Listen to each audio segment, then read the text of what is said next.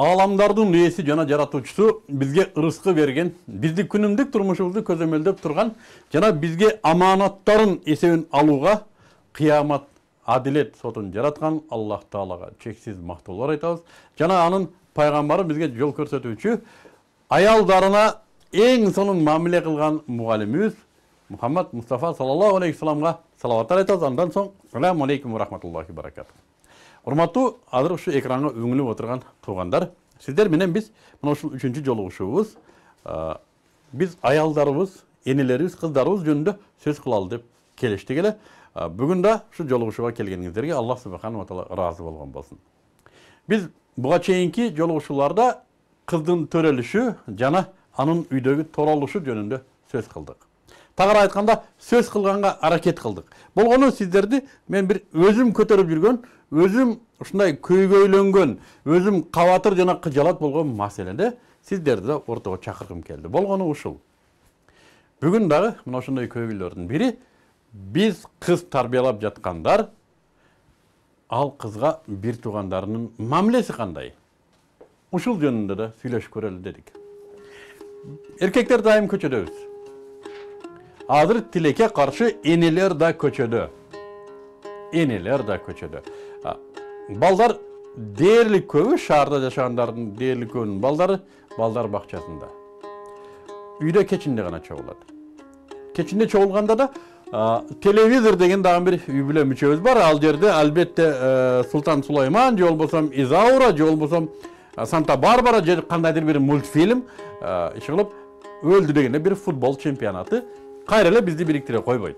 Биз баарыбыз телевизорго үңүлөбүз, ортодо сүйлөштүк бир 2-3 сөз айтабыз. Кызыбыздын бир туугандары менен болгон мамилесин байкоого убактыбыз да жок, оюбузга да келбейт. Кызыбызга бир туугандары кандай мамиле кылып атат? Ушул жөнүндө сүйлөшүп көрөлү. Кыз Кыргызда да аздектелген зат дедик. Кыргызда кыз жакадагы кундуз. Ата баркы менен кыз өтөт дейт. Демек, ата кызга болгон мамилеси байкалып турган. Караңыз, балдарыңыз кыздарыңызга кандай мамиле кылууда? Кызыңызга агасы кандай мамиле кылууда, иниси кандай мамиле кылууда, эжеси кандай мамиле кылууда, сиңдиси кандай мамиле кылууда? Булардын ортосунда бир туугандык сезим барбы? Булар кыздын кыз экендигин ордуна кое алабы? Ушуну караш керек. Кыз өксүк зат. Өксүк жан өзү затында. Кыз эртең учуп кетет. Бирөөгө бүлө. Ал атасынын үйүндө гана бактылуу. Эртең турмушка чыкса, байкушту каар турмуш күтүп турат. Үч уктап түшүнө кирбеген бир жерге барат, ал жердин эрежеси менен жашайт, тааныбаган бир кайнине, кайната демиш бирөөлөргө кызмат кылат, эрине кызмат кылат, андан бала төрөйт, омуртка сыздап, ошону менен башка бөтөн элге кетти, эл болду. Болгону ушул турмушка чыкканга чейинки убакытта атасынын үйүндө эркелеп алуу мүмкүнчүлүгү бар кызга. Мына ошол эркелегенде бир туугандар кандай мамиле кылууда? Өксүтүп, кемсинтип атабы? Же аны дагы уул балдарыбыз уул баладай мушташтырып атабы? Же аны дагы өздөрү чеккен тамекисин чектирип атабы? Өздөрү ичкен ичимдигин ичирип атабы? Карайбы кызды бир туугандары? Мектепте, бала бакчада, көчөдө ким карайт ал кызды? Муну ойлонуп көрүңүзчү. Карайбы деги? Ал кызыңыз каяка кетти? Эмне кылды? Балким мектепте бирөө жарым аны жөөлөп кеткендир. Балким балдар бакчасында ага тарбиячысы туура эмес мамиле кылып аткандыр. Карайбы муну бирөө? Муну бир туугандары да караш керек. Бир туугандар кыздын урматына жараша мамиле кылуусун сиз тартиптешиңиз керек. Тилекке каршы удаа келгендер урушчаак келет. Кыз менен бала удаа келип калса, бала зулумдук кылып коюшу мүмкүн кызга. Кыздын психологиясына эркек жөнүндөгү туура эмес маалымат орношу мүмкүн. Балким агасы менен урушуп жүрүп, агасынын басымына чыдай албаган, агасынын кысымына чыдай албай ичинен бук болгон кыз турмушка чыкканда балким ал бугун күйөөсүнөн чыгарып жүрбөсүн. Балким мен кээ бир психологдордун илимдеринен ушул нерсени да жолуктурдум. Кыз эмне үчүн турмушка чыкканда, үйүндө унчукпай жүргөн кыз болчу, турмушка чыкканда ажаан болуп калды. Эмнеге десе, үйүндө агасына, энесине дай алган эмес, турмушка чыкканда күйөөсүнө даады. Ошол нерсенин бардыгы сыртка чыкты. Бул да бир элемент.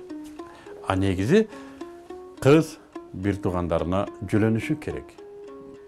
Мен бир Кавказ улуттарынан бирөөсү, ушу чечендер бир мамилелеш болгон учурубуз болду эле. Ошондо бир окуяны айтып беришти эле. Карындаштарыбыз дейт, эгерде шаарга чыгып калса, биз артынан кошо чыгабыз дейт.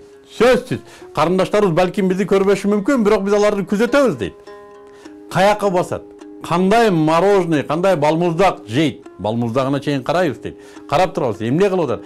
Кайсы жолдошу менен, кайсы подружкасы менен, курбусу менен жолукту, карап турабыз дейт. Эгер кайсыдыр бир эркек келип аны менен сүйлөшүп калса, биз ал эркекти күзөтөбүз дейт. Карындашыбыз менен чогуу басса, артынан басабыз, бизди көрбөшү мүмкүн. Бирок карындашыбыз менен ажырашышы замат, биз ал жигитти кармайбыз, жана сурайбыз дейт. Сен кимсиң? Караңыз, сен кимсиң? А мен классташ болом. Же болбосо мен курсташ болом. Сен менин карындашыма үйлөнөсүңбү, үйлөнбөйсүңбү? Көрүңүздөрбү суроону кара. Менин карындашыма үйлөнөсүңбү, үйлөнбөйсүңбү? Неге үйлөнөм, үйлөнбөйм? Анда менин карындашымдын жанында сени көрбөйүн. Эгер үйлөнөм десе, анда үйгө кел, атам менен сүйлөш. Дейбиз дейт. Муну көрдүңүздөрбү кыздын баркы кандай? Биздин уулдарыбыз, кыздарыбызды ушундай кылып күзөтөбү? Ушинтип карайбы? Мунугу бизден көз каранды болгон маселе. Биз айтышыбыз керек. Кыз аздектелген зат дедик. Ал ушундай, кандай деп айтсам, бир кымбат балуу зат. Ал биздин акыретибизде Аллахтын каарынан парда боло турган зат, аны биз көчөгө жөн кой берип койдук да. Ал байкушту өзү алданып калышы мүмкүн, түшүнбөй калышы мүмкүн, аны бирөө жөөлөп кетиши мүмкүн, мыскылдап кетиши мүмкүн. Аны биз эч кандай коргоосу жок коюп койдук көчөгө. Караңыздар, болор бир бриллиант, 1 караты 600 000 сом турат дешет. 600 000 сом 1 караты. Ушуну биз кандай сактайбыз бриллиантты? Алтындан оправа отургузабыз, колубузга вечирлерге барсак гана тагып алабыз, элге көрсөтүш үчүн. Үйдө куту сандыктын ичинде, же болбосо сейфте, үйгө эгер эшик ачык калса өлдү, бриллиант урдалып кетет деп кабатырбыз. Эми кызыбызга кандай мамиле кылабыз? Кызыбызды жөн эле көчөгө илип койдук, көрүнгөн, кармалап көрүнгөн, өпкүлөп көрүнгөн, аны менен машылана берсин деп. Ошо болбогон бриллиант ташчалык мамиле кылбай калдык. Бир туугандары ушу кандай мамиле кылууда, ошол нерседен байкалат. Бир туугандарын кызга көз салууга, бир туугандарын кызды урматтоого үйрөтүшүбүз керек.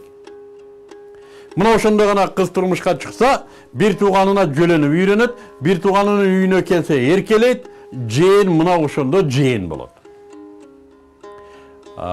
Биз уулдарыбыздан ушуну талап кылышыбыз керек. Карындашыбыз, эжебиз бизге кандай болсо, уулдарыбыз да мына ушундай мамиле кылыш керек кыздарыбызга.